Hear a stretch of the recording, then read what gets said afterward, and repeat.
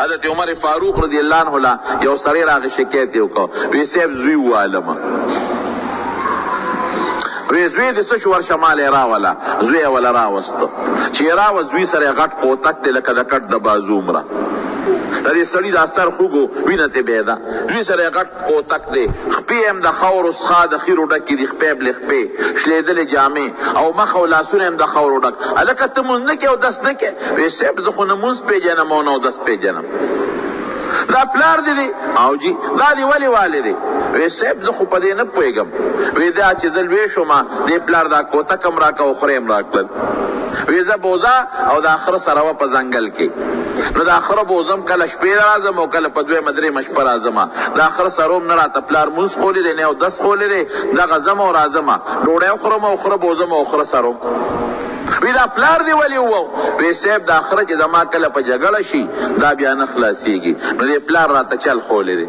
وی چې داسې چل کوه چې نه خلاصېږي دا کوتک اوچتوه او دا میان دی وله رابروه نو دا خره به ولګي نو یو به یو خوا تښتي بلبل زما دا خره چې کله په جګړه شي نو زه دا په منځ کې کوتک راوبروم وی نوم دې څه دی وی جعل ګونګټ ته وی ګونګټ ته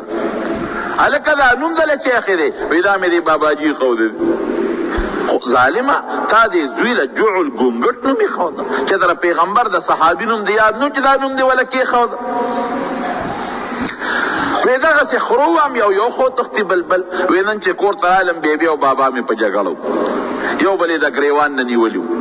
مور مې دې د ګیرې نه نیولې و د مې مور د ګریوان نه نیولې وه چغې مې ووالې چې مه کوئ جګړه مه کوئ خوند یې نه کو هغه خرو والا چل مې ورسره وکړ کوتک مې اوچت کړ یې میان له مې راوبرو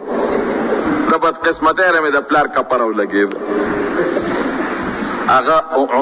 عمر فاروق رضی الله عنه پلار ته ورته وایي وی دا نقصان ستا دی تا دې راوستلي جومات ته مسجد نبوي ته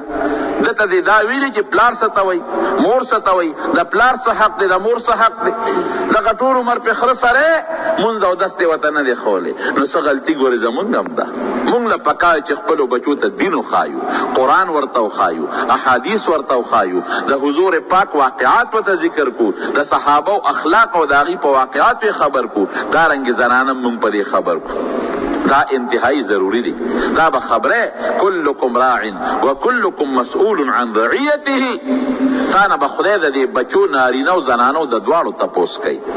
دین دې ورته ښولی دی که نه مونځ دې ورته ښولی دی که نه پودس دې پې کړي و که نه لور دې پرده ښولی وه که نه د بې پردګۍ نه دې بچ کړی وه که نه که دا دې کړي ښه که دې کړي عذاب ته ټینګېږه مولانا روم صاحب رحمت الله علیه عجیبه واقعه لیکلې وی حضرت عمر فاروق رضی اللہ عنہ چې کله امیر المؤمنین د خپل کور نه بار راووته په دې لارو باندې چکر لګی وی یو سړی د یو کافر د کور نه راووته او شراب ووسه داسې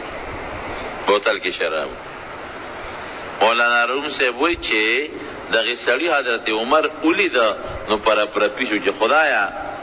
دا خو امیر المؤمنین په خپله ما سره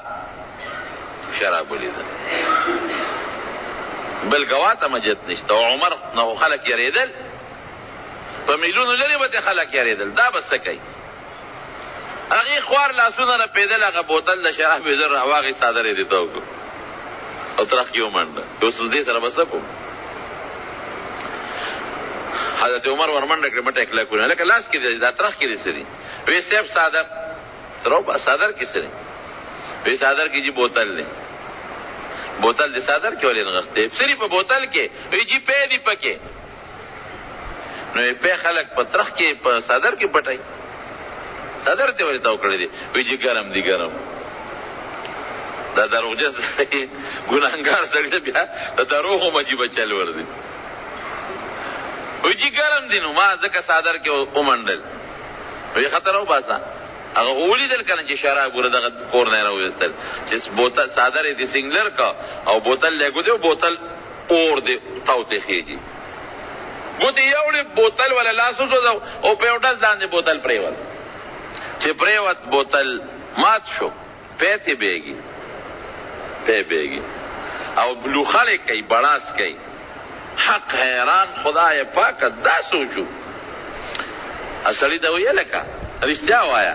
ما خو چې ټولې دي خو تا سره بوتل یخ و لاس کې دې نیولی او شراب وپکې دا څه مسله ده امیر المؤمنین معافی هم که سزا براکې وی نه بالکل معافی خوال وایا وی دا مې دې کور کې شراب واغېشت بوتل کې او ښه یخ پخ لاس کې مې نیولی چې ته مې ولیدې که نه نو پړه کې مې توبې شروع کړې په خولې مې غږ نه دی کړی مې خدای نن مې یو ساتې زما په نسوات توبه د پلار مې هم توبه که بیا مې شراب وڅښل نن مې معاف کې او تا نه مې په ټول څادر کې مې ونغوښتل وی دا زما د هغه توبې برکت و چې هغه شراب خدای په پیو بدل کړل حضرت عمر رضی اللہ عنہ ته څه وایي وی دا څه عجیبه خبره نه ده پیم سیال شی دی بیدون کې او شراب هم سیال شی دی بیدون کې نو که دا شراب الله په پیو بدل کړل نو څه بعیده نه ده لرې خبره نه ده خو حیران په دې ما چې دا ستا ترخ کې دا پی ګرم چا کړل دا انګیټی ورته چا ولګوله